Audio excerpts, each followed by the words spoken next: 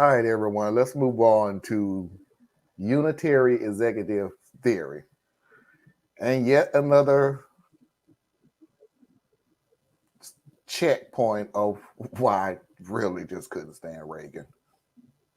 Okay, so unitary executive theory. It's this batshit theory that has only been made up in the last few decades. In fact, we have our good old friend Ronald fucking Reagan to blame once again for its proliferation, because of course. The theory came to prominence during Reagan, but really put down roots during the presidency of George W. Bush. Basically, the theory rejects the idea of 3 equal branches of government put in place to ensure a rigorous system of checks and balances so no one branch becomes too powerful. Instead, the unitary executive theory says actually, inherent in Article 2 of the Constitution, the president has complete control of the executive branch. So Congress can't create all of these agencies and put power in the hands of agency heads to make decisions. That power is supposed to be concentrated in the hands of the one singular executive. Reagan's lawyers came up with the idea in order to push deregulatory efforts. Bush Jr. used it to lend validity to his exercises of power after 9/11. While Obama expressed a more modest view of presidential power initially, he too exercised authority that circumvented Congress in several policy areas, especially in the deployment of U.S. military forces overseas. And then Trump, of course, came in and was like, hold my Big Mac, let me try this. And he frequently tested the bounds of acceptable exercise of executive power. From Muslim bans to the border to threatening sanctuary cities, he declared over and over that his authority extended to overriding congressional laws and funding authority. As one judge stated in response to Trump's threats against sanctuary cities, the separation of powers acts as a check on tyranny and the concentration of power. If the executive branch can determine policy and then use the power of the purse to mandate compliance with that policy by the state and local governments, all without authorization or even acquiescence of elected legislators, that check against tyranny is forsaken. Trump considered himself and his presidential powers not only beyond the bounds of Congress, but even beyond the bounds of judicial review, arguing that his travel ban was unreviewable by the federal courts. The judge in that case declared there is no precedent to support this claimed unreviewability, which runs contrary to the fundamental structure of our constitutional democracy.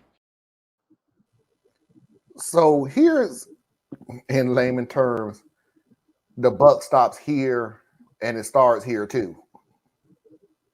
It's basically talking about being the president. Trump pushed it to heights that's just you use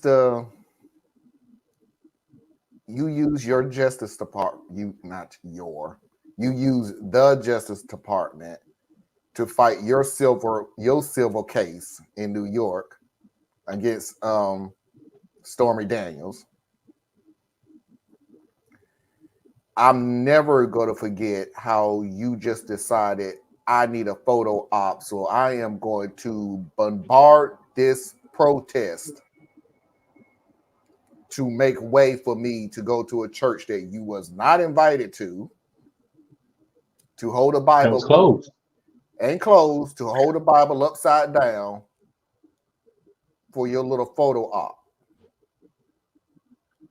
And yeah, we could get into your little picket. How many times did he say Article 2? Article 2. All the way I can do whatever I want. All the way to the boxes that you now are going to court for. But this is what they asked for. Yeah. Think about it. The last time you had this level of overreach was Ronald Reagan. What was Ronald Reagan? He was an actor. He was a governor. Yeah. He was also an actor. An actor is what he was known for. Mm-hmm. Right? And what do actors do? They take other people's ideas and they pass them on as their own in a very believable way. That's what they're good at doing. And he did that. And then Bush comes through, Bush W. Yeah. Not the brightest bulb in the bunch. At all. Right? He had all the people around him. He had the professional politicians all around him. Mm-hmm. And so they did their thing. Obama comes in, and like the lady was saying, with the executive orders and all that, because by then, that's the only way you could govern. It's the only way you could govern. Right? Because if you look at going back to Clinton, executive orders was the way it worked because Congress stopped working. Right. So what are you gonna do? This is what they asked for. This is exactly what America asked for. All of us. This is what we asked for. Because what was the call for Trump was he's a CEO. He can run America like a business. Well, the problem is the people saying that don't understand business. So they're going by, once again, understandings and not knowledge. Trump came and he ran it just like he runs his business. Listen to Michael Cohen. Michael Cohen always tell you, Trump knows everything that's happening. Nothing happens without him knowing about it. He doesn't give direct orders. He just makes sure you understand what he wants done. And everybody does everything to make him happy. That was his presidency right there. He'll do whatever you want to do. Long as you kiss his butt, make him feel good, put money in his pocket, and pat him on his head. That's it. This is what America asked for. Because I was saying, Hillary Clinton, not my favorite. Full disclosure, I couldn't bring myself to vote for her. I left her name blank on my ballot and voted for everybody else. Because I knew I was in a safe state.